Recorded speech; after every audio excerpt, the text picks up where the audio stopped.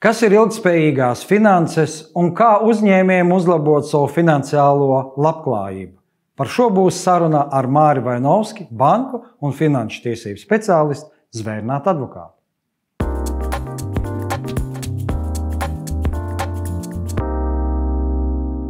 Kas ir ilgtspējīgas finanses un kāda tam varētu būt nozīme, loma nākotnē? Jo es zinu, ka tava komanda pavisam nesen pabeidz vienu nopietnu pētījumu šajā jomā. Jā, mazliet jocīgi tas ir, vai ne, kā advokāts runā par finansēm, jo it kā advokāts parasti būtu par civillietas, vai ne, vai krimināla lietas, administratīvās lietas, bet pēkšņi ilgtspējīgas finanses. Zin kā, bet mēs ejam laikiem līdzi, un tagad mums ir gan ilgtspējīgas būves, mums ir ilgtspējīgas preces, ilgtspējīgi pakalpojumi. Tad jābūt arī ilgtspējīgām finansēm, vai ne? Ko tas īsti nozīmē? Redz, tas nozīmē, ka ar finansēm mēs varam kaut ko sasniegt, vai ne, kaut kādu rezultātu, kaut kur viņus ieguldīt, kaut ko finansēt. Lūk, tad ilgtspējīgas finanses nozīmē tādas finanses, ar kuriem tiek sasniegts ne tikai primāri varbūt komerciālais kaut kāds mērķis, ja, bet tur arī ir sociālie un vides apsvērumi. Tātad šie sociālie un vides mērķi, tas lūk arī tā, varētu teikt, trīsvienība, kas ir ienākusi mūsu principā ikdienā, ja, bizness, sociālie apsvērumi, vides apsvērumi, pārvaldības apsvērumi, tas kopā veido šo burtu kombināciju arī ESG. Kā kurš to sauc? Mēs visi, ziniet, esam tādā, kā, manuprāt, vēl joprojām nulles vai pirmajā punktā attiecībā uz tām ilgtspējas lietām. Un tas no vienas puses ir forši, jo mums visiem ir iespēja kopīgi šo jauno tēmu atklāt, ja, iet ar viņā dziļāk, viņu definēt, saprast, ja, un piemērot arī. Tātad ilgtspējīgās finanses ir saistītas ar vidi, ar pārvaldu un ar sociālo jomu. Kā tas izpaustos? Kā tas varētu izpausties ikdienā un ko nozīmē Latvijas uzņēmumiem ilgtspējīgās finanses? Tieši tā, mēs zinām, redz, tās klimata pārmaiņas, es domāju, mēs viņas izjūtam arī tīri paši uz sevi. Man, piemēram, patīk, bija forša vasara, bet tas ir Latvijā, vai ne? Citur mēs lasījām, ir jau pavisam slikti, teiksim tā, attiecībā uz varbūt šiem te klimata radītajām izmaiņām. Ja? Tāpēc, pasaules sabiedrība, tā teikt, kopumā, ja, visas organizācijas, viņas ir nākušas, tā teikt, varbūt kolektīvi pie prāta, ja, un secinājušas, ka vismaz attiecībā uz tādiem klimata mērķiem mums vajadzētu censties visiem kopā panākt to, ko sauc par klimata neutralitāti, ja, līdz 2050. gadam, ja, un to mēs sauc šie te zināmie ANO klimata mērķi, vai ne? Lūk, un ko nozīmē klimata neutralitāte? Tas nozīmē, ka biznesi vai ne, uzņēmumi, viņi ražo CO2 emisijas, vai ne? Bet tad ir jābūt kaut kādām aktivitātēm, kas izbalansē šīs te radītās emisijas, lai tas klimats necieš vairs tik ļoti. Lūk. Un tad arī šīs te ilgtspējīgās finanses finansē visus šos mērķus, šīs aktivitātes, kuras tad ir vērstas uz to izbalansēšanu. Tā es varētu varbūt ļoti vienkārši paskaidrot, ja vispār jurists var kaut ko vienkārši paskaidrot. Bet kā finanses var ietekmēt klimatu? Caur ko? Finanses ir nauda un viss. Jā, tieši tā. Tātad caur aktivitātēm, un te es nonākšu pie vēl viena interesanta termiņa – taksonomija, Eiropas Savienības. Zināk, es atzīšos, ka pirms kādiem 4-5 gadiem, kad es to pirmoreiz dzirdēju, es domāju, ka tas ir kaut kas par nodokļiem, ja, jo tas sākās ar taksonomiju. Bet patiesībā... Labi, ka ne taksodermija. Labi, ka tā. Redz, bet principā tā ir tāda ļoti liels un detalizēts šo te zaļo un ilgtspējīgo aktivitāšu uzskaitījums. Ja? Ļoti garš dokuments. Tur var ļoti labi arī, kā saka, aizmigt viņu lasot. Bet, redz, tur viņš iet ļoti dziļi nozarēs. Ja? Katrai nozarei, vai tā būtu lauksaimniecība, vai tā būtu zivsaimniecība, vai tā būtu ūdens saimniecība, vai tā būtu meža saimniecība. Katrai nozarei ir sava specifika, vai ne? Un katra nozare kaut kādā ziņā īpatnējā veidā, atbilstoši savam tehnoloģiskajam procesam, tad ražo šos te izmešus. Un tad attiecībā uz šīm nozarēm arī ir definētas tās ilgtspējīgās aktivitātes. Un, ja mēs runājam par ilgtspējīgajām finansēm, ja, tad lūk, tie ir tie finansējuma veidi, vai tā būtu projektu realizācija, vai tās būtu investīcijas iekārtās, tas, ko varbūt sauc par transformāciju. Arī vēl ko es esmu tādu terminu iemācījies, from brown to green. Tas varētu nozīmēt no tādas varbūt brūnās darbības, ja, kas ir ar izmešu radīšanu, teiksim, kur ir lielāki šie izmeši rodas, uz tādām aktivitātēm, kur šie izmeši rodas mazāk. Lūk, un šiem projektiem, proti, ir nepieciešama nauda, vai ne? Katrai investīcijai, katrai kaut kādai tehnoloģiskajam procesam, ja, pakalpojumu attīstībai. Jā, arī digitālajai transformācijai, kad mēs pārējām uz jau, teiksim, mazāk izmantojam dabas resursus, bet vairāk izmantojam tieši digitālos rīkus. Lūk, visiem šiem procesiem ir nepieciešams finanses. Un tie finansējuma veidi, un viņi ir daudz, ja, un dažādi, kuri tad faktiski atbalsta šo te transformāciju. Tās manā izpratnē ir tās ilgtspējīgās finanses. Tad tā ir speciāli naudas līdzekļu fondi, kas paredzēti šai pārējai vai strādāt zaļāk un klimata neitrālāk. Jā, tieši tā varētu teikt, jo redz, tā jau pat tie fondi tā vienkārši nerodas. Ja?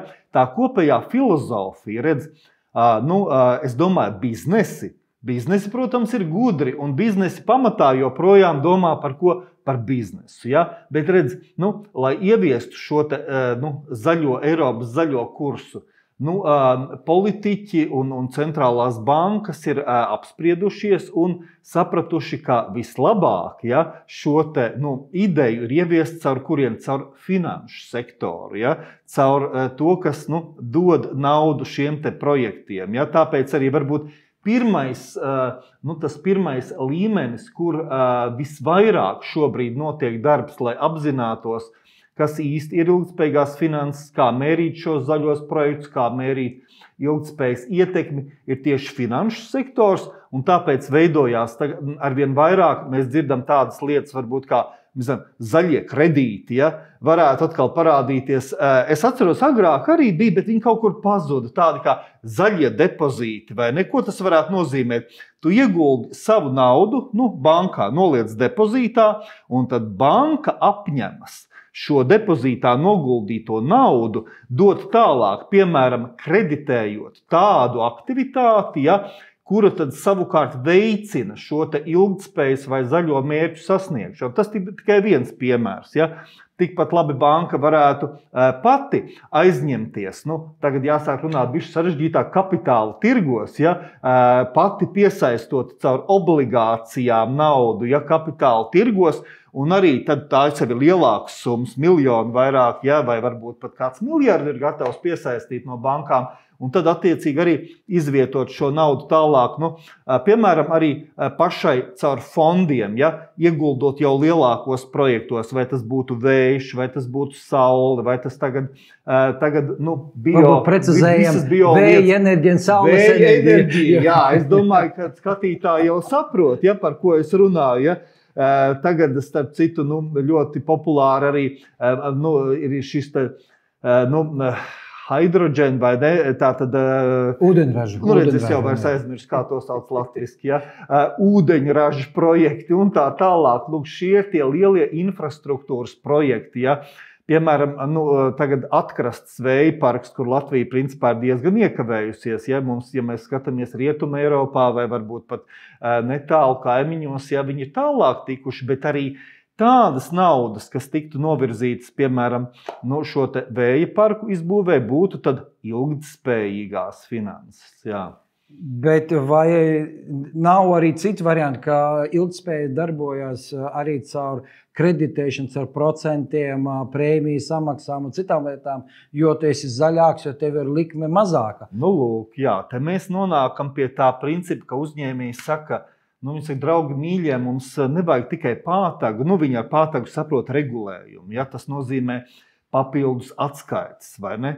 Papildus datu ievākšanu. Starp citu, tur dati tagad nemaz nav tik brīvi pieejami, pie kvalitātes jāstrādā un tā tālāk, bet uzņēmumi saka, dodiet mums arī kādu kādu bombonziņu vai ne, kādu burkāniņu vai ne, attiecībā uz to. Lūk, un, protams, ka biznesiem par to ir jādomā, finansētājiem par to ir jādomā, lai gan agri patiesībā šobrīd vēl nav tādi izteikti, kad aizņemties zaļajiem mērķiem būtu krietni lētāk, vai varbūt krietni izdevīgāk, bet sektors uz to iet, uz to strādā. Kāpēc šobrīd nav vēl aizņemties lētāk? Redz, tāpēc, ka šie zaļie projekti nemaz īstermiņā nedod tādu, mēs visi saprotam, ka tās ir investīcijas, viņas nedod īstermiņa peļņu. Tas atdosies vidējā termiņā, ilgtermiņā. Tāpēc es zinu, ka tur ir komerctiesību, civiltiesību speciālists, vai ne? Tur ir arī jautājumi par valdes un padomas atbildībām, un viss tas saistīts, jo līdz šim, kas bija galvenais uzdevums? Radīt biznesam naudu, proti peļņu.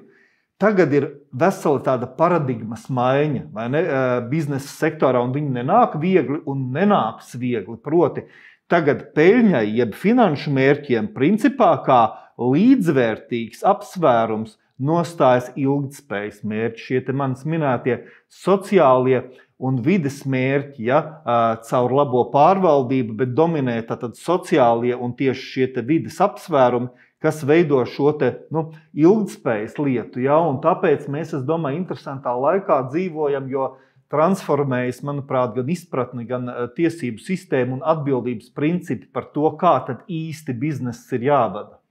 Bet man tad rodas jautājums, tad ilgtspējīga finanses tā ir tāla nākotne vai jāsāk darīt kaut ko tagad? Vai tas ir tikai izdevīgs lieliem uzņēmumiem, jeb arī mazajiem un vidējiem uzņēmumiem? Par to jāsāk domāt. Redzāk, mēs veicām tiešām būtisku pētījumu pusotra gada laikā, un mēs veicām arī vairākas aptaujas un vairāk kā 300 intervijas. Ļoti daudz katrā ziņā bija darbs. Un mūs pārsteidz tas, ka principā jau šobrīd, tagad, tepat Latvijā, cilvēki, teiksim tā, patērētāji, un arī uzņēmēji jau šobrīd ļoti identificējas ar šo te principu, teiksim, cilvēki apzinās to, viņi vēlas pirkt pakalpojumus un preces, kuros ir ņemti vērā šie ilgtspējas apsvērumi, un tas ir ļoti būtisks signāls, manuprāt, uzņēmējiem, ka pieprasījums ir. Ja mums atkarībā no kādas aptaujas šo te apzinātību vai gatavību no pircēja puses apmēram pauda 50, 60, šur tur pat 78%. Ja?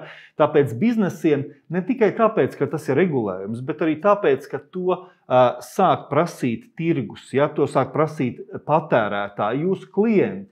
Un no otras puses arī nāk tas regulējums, un viņš ir, bet viņam ir jāgatavojas. Piemēram, tās direktīvas, tur vairāk burti izklausās pēc ceļu satiksmes drošības direkcijas, bet gluži nav tā, ir CSDDD direktīva, ja, kas principā liks lielajiem ražotājiem, lielajām pasaules kompānijām ziņot par visu savu piegādes ķēžu, ja, atbilstību ilgtspējas kritērijiem, un līdz ar to tas var skart ne tikai tos lielos konglomerātus, ja, tos lielos uzņēmumus, bet principā katru vienu arī mazo vidējo uzņēmumu, kurš ir kaut kur šīs piegādes ķēdes posmā. Arī mēs, kā juridisko pakalpojumu sniedzēji, lai cik varbūt tas jocīgi nebūtu, esam kaut kur tajā piegādes ķēdē, ja, un arī pat es domāju, mums ir jāgatavojas, ka mūs mērīs. Ja? Tad tas nozīmē, ka visiem, kas ir iesaistīti ražošanā, pakalpojumu sniegšanā, ir jābūt gataviem ziņot un rādīt savu ilgtspēju, tā skaitā arī klimata neutralitātes jomā. Es pateikšu, un ir vēl trakāk. Principā, es zinu, ka katrs uzņēmums zina, ko nozīmē gada pārskats. Arī mūsu birojas tagad ir transformējies par sabiedrību ar ierobežotu atbildību, un mēs ļoti labi zinām, ka ir jāgatavo gada pārskats, kas sastāv no tām tipiskajām sadaļām, ko uzņēmēji zina, vai ne, tur ir bilance, peļņas zaudējuma aprēķins, vai ne, naudas plūsma, paškapitāla pārskats, valdes ziņojums, tas jau ir tā gadu gadiem. Bet tagad nāks šim te klasiskajam gada pārskatam klāt ilgtspējas pārskats, principā, ja, kā tā šī te pārskata neatņemama sastāvdaļa, ja, un tas ieies ar vien vairāk. Un kas ir uzņēmējiem, teiksim, šie izaicinājumi? Es domāju, ka uzņēmējiem, jo ātrāk uzņēmējs gatavojas, apzinās, vai ne, savus ilgtspējas, teiksim, principus, savu stratēģiju, nepieciešamās investīcijas, viņš var nomērīt galu galā, ja, gan savas emisijas, gan arī savu ietekmi, gan savu, kas ir visgrūtāk, šo te savu piegādes tīklu. Ja?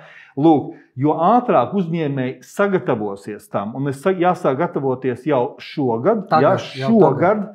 Tāpēc, ka jau vairākiem uzņēmumiem, te es nesaukšu tos kritērijus, bet tie tādi vidējie un lielie, tā kā vidēji uz to lielāko pusi. Ja 2024. gadā par šo gadu būs jāsagatavo tas pārskats 2025. gadā. Ko tas nozīmē? Tas nozīmē, ka jau tagad ir jādomā par šiem te datu avotiem, par apkopošanu, par sistēmām, galu galā par apzināšanos, par stratēģijām, par investīcijām, lai šos te pārskatus var sagatavot. Un mēs esam dziļi arī iesaistīti klientu projektos. Tas ir mūsu, kas saka, ikdienas maizīte, bet mēs arī strādājam ideju līderībā ar politiķiem un tā tālāk. Tā kā principā tas noskaņojums šobrīd ir, ka tie uzņēmēji, kuri būs ātrāk sagatavojušies, kuri būs gatavi šim te, viņi varbūt pļaut tos sākotnējos arī tos burkānus vairāk ievākt, jo valsts domā gan par zaļā iepirkuma arvien lielāku popularitāti un kā to veicināt. Proti, tu dabūsi papildus punktus iepirkumos, ja pierādīs, ka uzņēmums jau tagad ir atbilst šīm te ilgtspējas prasībām. Tiek nodots, tas gan ir bīstamāka tēma, bet tiek domāts arī par nodokļu politikas izmaiņām, kā ar nodokļu politiku to veicināt. Bet es uzskatu, ka publiskais iepirkums jau būtu ļoti liela lieta to pareizi sakārtot. Un arī tevis minētie kredītprocenti, finansējuma pieejamība. Tur ir divas lietas. Viena lieta - finansējuma dārgums, kurš indikatīvi samazināsies, ja tu pierādīsi, ka tas ir ilgtspējīgs, bet otra lieta reizēm tu pat netiksi līdz tam kredītam, ja nevarēsi pierādīt šos te, atbilstību, kad ne jau visiem ir jābūt nepārprot lūdzu zaļiem uzreiz. Tas nav vienkārši iespējams, Bet arī šie biznesi, kā saucās šie te, brūnās ekonomikas biznesi, kas nav nekas slikts, attiecībā uz viņiem notiek šī te, transformācija. Un ja uzņēmums to apzinās, tad viņš var ielikt tajā pirmajā vilcienā. Bet, ja mēs runājam par ziņojumu, gatavošanu, atskaitēm, jo ir arī tiek runāts par risku, ka tā saucamā zaļa maldināšana. Tad tiek kaut papīrs pacieši visu, es varu sarakstīt daudz ko. Tas ir risks, bet tas ir risks, ka pēc tam būs atbildība. Ja tu šo informāciju sniegs nepatiesi, nebūs patiesībā pārtransformējies uz zaļo domāšanu, zaļo ražošanu, pēc tam var nākties par to nopietnu atbildību. Es domāju, ka zaļmaldināšana kā problēma, arī kā noziegums smagākajos gadījumos, diemžēl tas būs, tā būs problēma.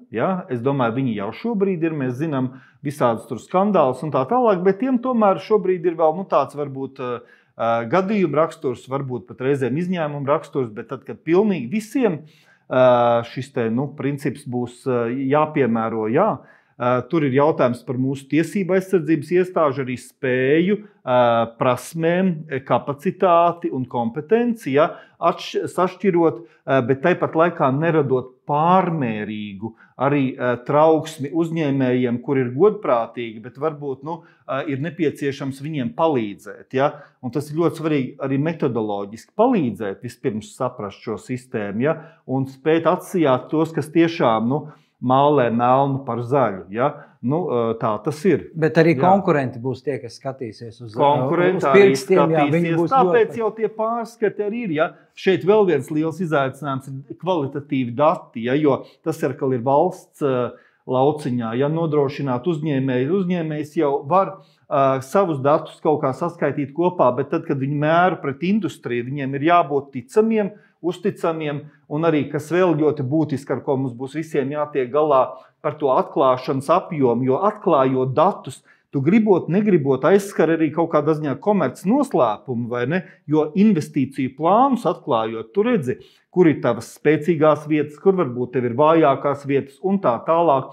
Viens uzņēmējs, teiksim, godprātīgi, varbūt pat pārāk atklāsa konkurence paskatīsies, redzi, tur viņam ir vājā vieta, jo tajā brīdī viņam būs ļoti daudz jāinvestē, viņš nevarēs investēt, teiksim, mārketingā, pārdošanā, bet tam jābūt, tas ir liels izaicinājums, lai principā šo te ziņošanas sistēmu atklājot savas ilgtspējas stratēģijas, savus datus, padarītu, tas ir mums visiem kopīgs uzdevums, bet es domāju, ka jāiet iekšā tajā. Bet, ja mēs runājam par finansēm, šobrīd viena no problēmām ir, ka bankas finansē negribīgi projekts par dārgiem procentiem, mums ir naudas līdzekļi bankās, bet uzņēmēji raud, ka viņiem nav finansējumi.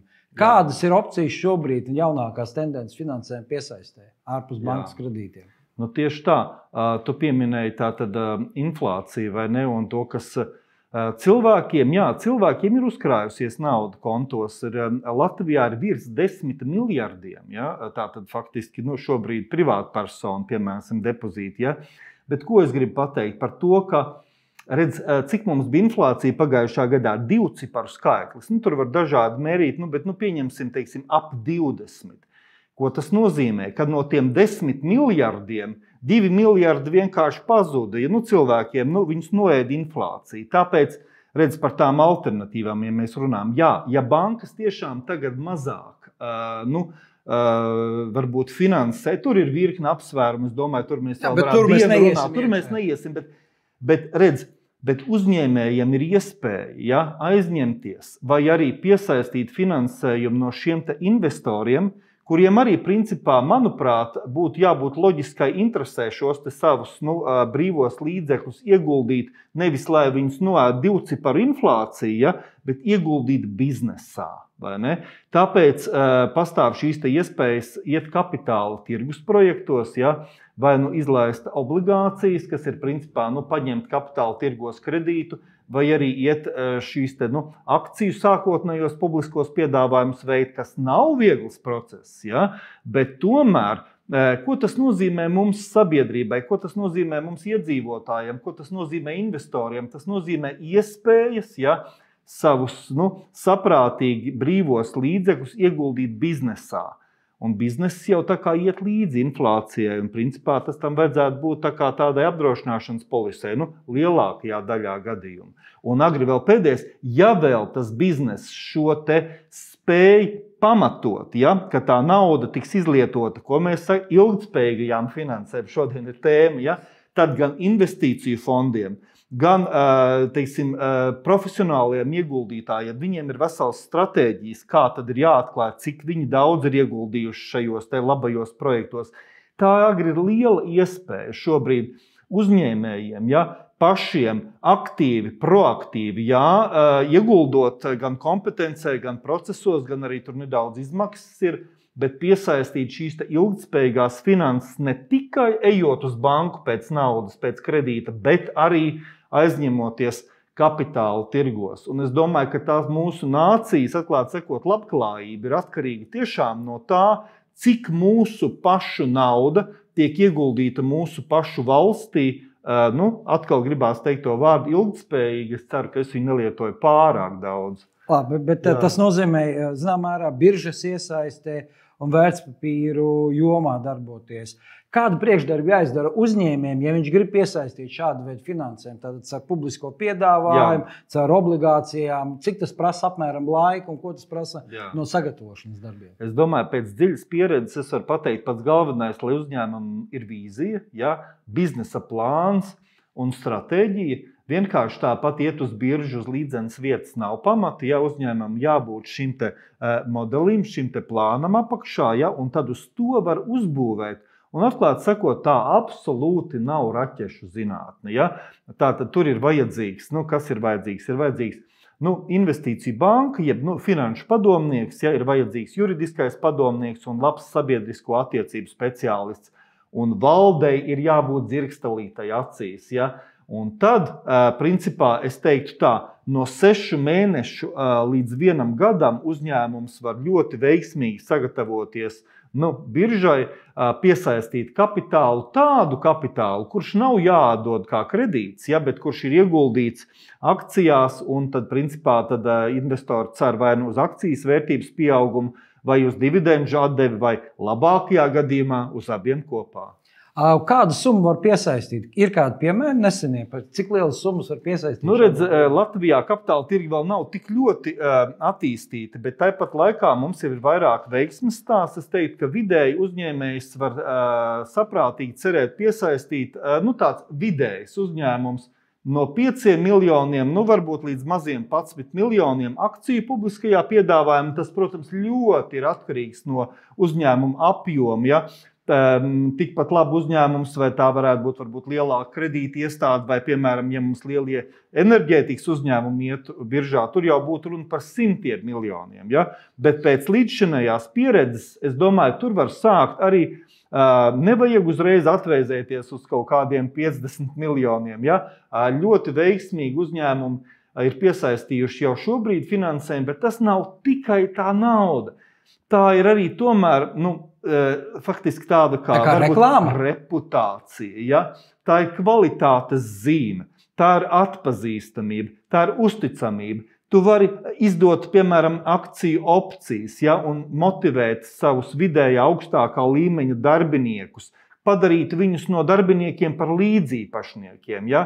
Es te redzu, es nezinu, vai viņiem akcijas pieder, bet tā kā Bolt šie te puiši braukā apkārt, viens man teica, ka viņam ļoti patīk, kad uz tā ir rakstīts Bolt partner. Ja? Tas vārds partner. Cilvēkiem gribās iesaistīties tajos, biznesos, kļūt par daļu no tā, un arī šīs te akciju opcijas ir ļoti labs instruments, ja? Kas ir ļoti savietojams ar kapitāla tirgiem, lai motivētu savus cilvēkus, piemēram. Ja? Bet šobrīd notiek diskusija par valsts un pašvaldības kapitāla sabiedrību arī iespēju iesaistīt kotēšanai biržā, publiskajā piedāvājumā, tā skaitā. Cik tas būtu labi vai slikti, ja to darīt? Jā, tas nāk grūti. Ja mēs paskatāmies, Lietuvā Ignitis, principā viņu Latvenergo analogs ir publiski kotēts un nekas nav noticis. Neviens viņu nav nozadzis. Viņi joprojām dzīvo siltumā. Ja? Un principā viņi ir piesaistījuši 100 miljonus savām attīstības programmām. Tajā pašā laikā, kad varbūt Latvijas valsts ar savu dividendžu politiku izņem 70, 80, pat vairāk procentus no šo lielo uzņēmumu peļņām, ja?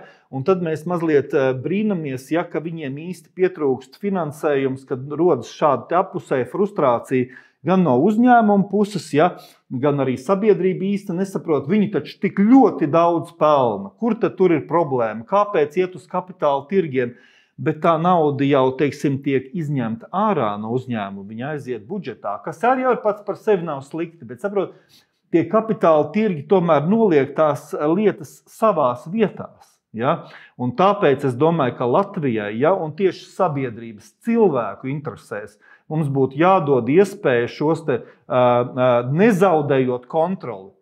Neveicot to vārdu privatizācija, kas ir laika slēptā privatizācija un tā tālāk, viņu tad faktiski iesaistīt biznesā cilvēkus. Ja?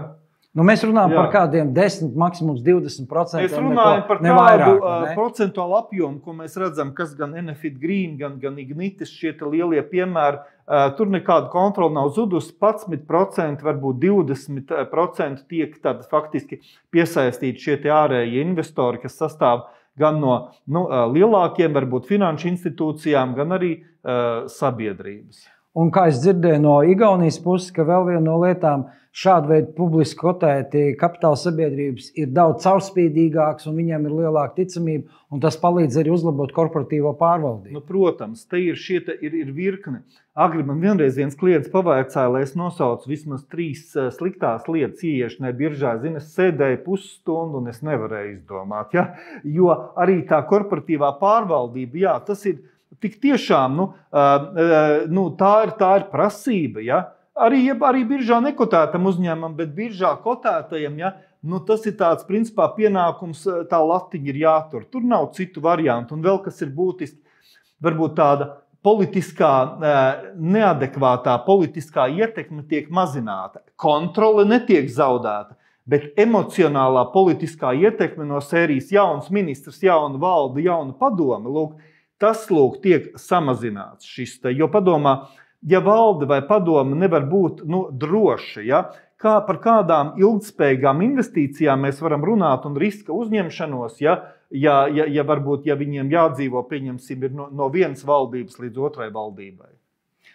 Paldies, Māri, un mēs varam teikt tā, ka domājot par ilgtspējīgām finansēm, tas nozīmē, ka jums jau mājas darbi jādara šodien, un otrs puses ir lietas, ko savai finansiālā labklājībai jūs varat izdarīt jau šodien. Vienkārši esiet informēti par šo. Jā, droši uz priekšu un uz augšu.